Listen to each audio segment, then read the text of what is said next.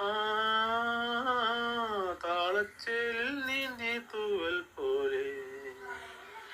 പോയി മറഞ്ഞര സന്ധ്യകൾ തൻ